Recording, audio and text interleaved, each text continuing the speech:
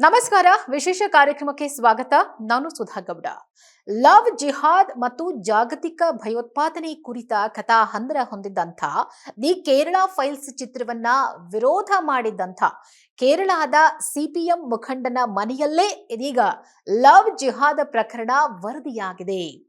ಪುತ್ರಿಯ video ಒಂದು ವ್ಯಾಪಕವಾಗಿ viral ಆಗ್ತಾ ಇದೆ. ಈ ಹಿಂದೆ ದಿ ಕೇರಳ ಫೈಲ್ಸ್ ಚಿತ್ರ ಬಿಡುಗಡೆ ಆದಾಗ ಕೇರಳದಲ್ಲಿ ದೊಡ್ಡ ಮಟ್ಟದಲ್ಲಿ ವಿರೋಧ ಎದುರಾಗಿತ್ತು. ಚಿತ್ರದಲ್ಲಿ ಒಂದು ಸಮುದಾಯವನ್ನ ಕೆಟ್ಟದಾಗಿ ಬಿಂಬಿಸಲಾಗ್ತಿದೆ ಅಂತ ಹೇಳಿ ಆರೋಪ ಕೂಡ ಮಾಡಲಾಗಿತ್ತು. ಈ ವಿಚಾರಕ್ಕೆ ಸಂಬಂಧಪಟ್ಟಂತೆ ಕೇರಳದ ಕಾಸರಗೋಡಿನ ಸಿಪಿಎಂ ನಾಯಕರೊಬ್ಬರು ಕೂಡ ವ್ಯಾಪಕ ವಿರೋಧವನ್ನು ವ್ಯಕ್ತಪಡಿಸಿದ್ರು. ಆದ್ರೆ ಇದೀಗ ಅದೇ ನಾಯಕನ ಪುತ್ರಿಯೇ ಲವ್ ಜಿಹಾದ್ಗೆ ತುತ್ತಾಗಿದ್ದಾರೆ ಅನ್ನುವಂಥ ವಿಚಾರ ವರದಿ ಆಗಿದೆ. ಕೇರಳದ ಕಾಸರಗೋಡಿನ ಸಿಪಿಎಂನ ಉದುಮ ಪ್ರದೇಶ ಸಮಿತಿ ಸದಸ್ಯ ಪಿ.ವಿ. ಭಾಸ್ಕರನ್ ಅವರ ಪುತ್ರಿ ಸಂಗೀತಾ ಅವರು ಈ ಒಂದು ಸಂಬಂಧ ದೂರನ್ನ ದಾಖಲಿಸಿದ್ದು ಮುಸ್ಲಿಂ ವ್ಯಕ್ತಿಯನ್ನ ಮದುವೆಯಾಗುವ ಬಯಕೆಯನ್ನ ವ್ಯಕ್ತಪಡಿಸಿದ್ದಾರೆ ಮನೆಯಲ್ಲಿ. ಈ ವಿಚಾರವನ್ನ ಮನೆಯಲ್ಲಿ ಅವರು ವ್ಯಕ್ತಪಡಿಸಿದ ನಂತರ ಅವರ ತಂದೆಯಿಂದಲೇ ಮಗಳಿಗೆ ಚಿತ್ರಹಿಂಸೆಯನ್ನ ನೀಡಲಾಗ್ತಾ ಇದೆ ಎನ್ನುವಂಥ ಆರೋಪ ಕೂಡ ಇಲ್ಲಿ ಕೇಳಿ ಬರ್ತಾ ಇದೆ. ಕೇರಳದ ಕಾಸರಗೋಡಿನ ಸಿಪಿಎಂನ ಉದುಮ ಪ್ರದೇಶ ಸಮಿತಿ ಸದಸ್ಯರಾಗಿರುವಂತಹ ಪಿ.ವಿ. ಭಾಸ್ಕರನ್ ಅವರು ದಿ ಕೇರಳ ಫೈಲ್ಸ್ ಅನ್ನ ಎಷ್ಟರ ಮಟ್ಟಿಗೆ ವಿರೋಧಿಸಿದ್ರು, ಅದೇ ರೀತಿಯಾದಂತಹ ಒಂದು ಘಟನೆ ಅವರ ಮನೆಯಲ್ಲೇ ನಡೀತಾ ಇರೋದು ಬಹಳ ಅಚ್ಚರಿ ಪಡಬೇಕಾಗಿರುವಂತಹ ವಿಚಾರ. ಅವರಿಗೆ ಸಹಜವಾಗಿ ಕೋಪ ಬಂದೇ ಬರುತ್ತೆ. ಸಹಜವಾಗಿ ಆ ಒಂದು ಲವ್ ಅನ್ನ ನೀನು ಬ್ರೇಕ್ ಮಾಡ್ಕು ಅಥವಾ ಆ ಪ್ರೀತಿಯನ್ನ ನೀನು ತಿರಸ್ಕರಿಸು ಅಥವಾ ಅವರನ್ನ ಬಿಟ್ಟು ಬಿಡು ಅನ್ನುವಂಥ ಒಂದಷ್ಟು ಹಿಂಸೆಗಳು ಆಗುವುದು ಸಹಜ. ಆದ್ರೆ ಅವರ ಪುತ್ರಿ ಸಂಗೀತಾ ಅವರು ಈಗಾಗಲೇ ಒಂದು ಕಂಪ್ಲೇಂಟ್ ಅನ್ನ ಕೂಡ ಕೊಟ್ಟಿದ್ದಾರೆ. ನನ್ನ ತಂದೆ ನನಗೆ ಚಿತ್ರಹಿಂಸೆ ಕೊಡ್ತಿದ್ದಾರೆ, ನಾನು ಮುಸ್ಲಿಂ ವ್ಯಕ್ತಿಯನ್ನ ಮದುವೆ ಆಗ್ತೀನಿ ಅನ್ನೋ ಕಾರಣಕ್ಕೆ. ಇಲ್ಲಿ ಒಂದು ಹೆಣ್ಣು ಮಗಳು 18 ವರ್ಷ ತುಂಬಿದ ಮೇಲೆ, ಆಕೆ ಒಂದು ಮೆಚೋರ್ಡ್ ಏಜ್ ಅನ್ನ ದಾಟಿದ ಮೇಲೆ ಯಾರನ್ನ ಬೇಕಾದ್ರೂ ಮದುವೆ ಆಗುವಂತ ಒಂದು ಹಕ್ಕು ಮತ್ತೆ ಸ್ವಾತಂತ್ರ್ಯ ಹೆಣ್ಣು ಮಕ್ಕಳಿಗಿದೆ, ಜೊತೆಗೆ ಗಂಡು ಮಕ್ಕಳಿಗೂ ಕೂಡ ಇದೆ.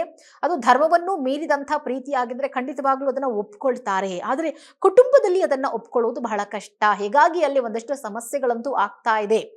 ಇನ್ನು ಅಕ್ಟೋಬರ್ 25ನೇ ತಾರೀಕು ಕಾಸರಗೋಡಿನಿಂದ ಬಂದಂಥ ವರದಿಗಳ ಪ್ರಕಾರ ಸಿಪಿಎಂ ಪ್ರದೇಶ ಸಮಿತಿ ಸದಸ್ಯ ಭಾಸ್ಕರನ್ ಪುತ್ರಿ ಸಂಗೀತಾ ವಿಡಿಯೋವೊಂದನ್ನ ಸಾಮಾಜಿಕ ಜಾಲತಾಣದಲ್ಲಿ ಅಪ್ಲೋಡ್ ಮಾಡಿದ್ದಾರೆ. ಖುದ್ದು ಅವರೇ ಅಪ್ಲೋಡ್ ಮಾಡಿರುವುದು.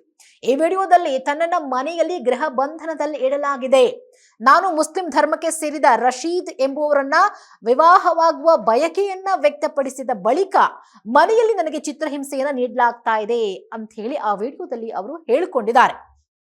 ಅಷ್ಟೇ ಅಲ್ಲದೆ ತನ್ನ ತಂದೆ ತನ್ನ ಕುಟುಂಬದ ಆಸ್ತಿಯಲ್ಲಿ ತನ್ನ ಪಾಲನ್ನ ವಶಪಡಿಸಿಕೊಳ್ಳೋಕು ಕೂಡ ಪ್ರಯತ್ನಿಸ್ತಿದ್ದಾರೆ ಮತ್ತು ಆತ್ಮಹತ್ಯೆಗೆ ಮನವೊಲಿಸೋಕೆ ಪ್ರಯತ್ನಿಸ್ತಿದ್ದಾರೆ ಅಂತ ಹೇಳಿ ಅವರು ಆರೋಪಿಸಿದ್ದಾರೆ.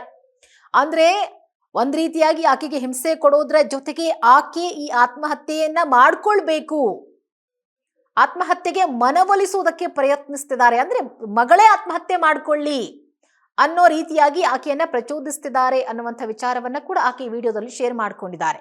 ಮನೆಯಲ್ಲಿ ಯಾರಿಗೂ ತಿಳಿಯದಂತೆ ಬೇರೆಯವರ ಫೋನ್ ನಿಂದ ಸಂಗೀತಾ ಅವರು ಈ ವಿಡಿಯೋವನ್ನ ಮಾಡಿದ್ದಾರೆ ಅಂತೇಳಿ ಹೇಳಲಾಗಿದೆ. ಕಾರಣ ಮನೆಯಲ್ಲಿ ಗೃಹ ಬಂಧನದಲ್ಲಿದ್ದಾರೆ ಅಂದಾಗ ಅವ್ರ ಹತ್ರ ಫೋನ್ ಇರಲ್ಲ.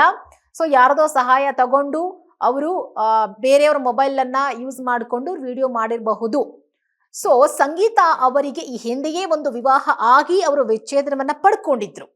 ತನ್ನ ವಿಚ್ಛೇದನದ ನಂತರ ಜೀವನಾಂಶವಾಗಿ ಪಡೆದಂತ ಒಂದು ಸಂಪೂರ್ಣ ಮೊತ್ತವನ್ನ ತನ್ನ ತಂದೆ ಮತ್ತೆ ಸಹೋದರ ಸ್ವಾಧೀನಪಡಿಸಿಕೊಂಡಿದ್ದಾರೆ ಮತ್ತು ಸರಿಯಾದ ವೈದ್ಯಕೀಯ ಆರೈಕೆ ಕೂಡ ನೀಡ್ತಾ ಇಲ್ಲ. ತನ್ನ ತಲೆಗೆ ಹಲವಾರು ಬಾರಿ ಹೊಡೆದು ಹೋಗ್ ಸಾಯಿ ಅಂತ ಹೇಳಿ ಮೂದಲಿಸಿದ್ದಾರೆ. ನೀನು ಈ ಜನ್ಮದಲ್ಲಿ ಎಂದಿಗೂ ಕೂಡ ಬದುಕೋಕ್ ಸಾಧ್ಯ ಇಲ್ಲ, ನೀನು ಹಾಸಿಗೆಯಲ್ಲಿಯೇ ಸಾಯ್ತೀಯಾ ಅಂತ ಹೇಳಿ ನನ್ನನ್ನ ಬೆದರಿಸ್ತಿದ್ದಾರೆ ಅಂತ ಹೇಳಿ ಸಂಗೀತಾ ಅವರು ವಿಡಿಯೋದಲ್ಲಿ ಆರೋಪಿಸಿದ್ದಾರೆ.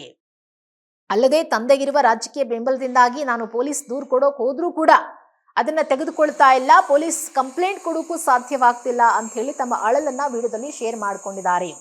ಸೊ ಈಗ ಹಾಗಿದ್ರೆ ಆ ಸಂಗೀತಾ ಅನ್ನುವಂಥ ಪುತ್ರಿ ಏನಿದ್ದಾರೆ, ಸಿಪಿಎಂ ಸದಸ್ಯ ಏನಿದ್ದಾರೆ, ಅವರ ಪುತ್ರಿಯ ಪರಿಸ್ಥಿತಿ ಏನಾಗುತ್ತೆ ಮುಂದೆ, ಅವ್ರಿಗೇನಾದ್ರೂ ಸಹಾಯ ಸಿಗುತ್ತಾ? ಈ ವಿಡಿಯೋ ವೈರಲ್ ಆದ ಬಳಿಕ ಆಕೆಯನ್ನು ರಕ್ಷಣೆ ಮಾಡುವಂತ ಕೆಲಸ ಮೊದಲಿಗೆ ಆಗಬೇಕಾಗಿದೆ. ಮಹಿಳಾ ಆಯೋಗದಿಂದ ಆಕೆಯನ್ನು ರಕ್ಷಣೆ ಮಾಡೋದ್ರ ಜೊತೆಗೆ ಆಕೆ ಯಾರನ್ನು ಮದುವೆ ಆಗ್ಬೇಕು ಅಂತ ಅಂದುಕೊಂಡಿದ್ದಾಳೋ ಅವರು ಕೂಡ ಆಕೆ ರಕ್ಷಣೆಗೆ ನಿಲ್ಬೇಕಾಗಿ ಬರುತ್ತೆ. ಬಟ್ ಆಕೆ ಸದ್ಯಕ್ಕೆ ಗೃಹ ಬಂಧನದಲ್ಲಿದ್ದಾಳೆ. ವಿಡಿಯೋ ವೈರಲ್ ಆಗಿದೆ. ಮುಂದೆ ಏನು ಬೆಳವಣಿಗೆಗಳಾಗತ್ತೆ ಅನ್ನೋದನ್ನ ನಾವು ಕಾದ್ ನೋಡೋಣ.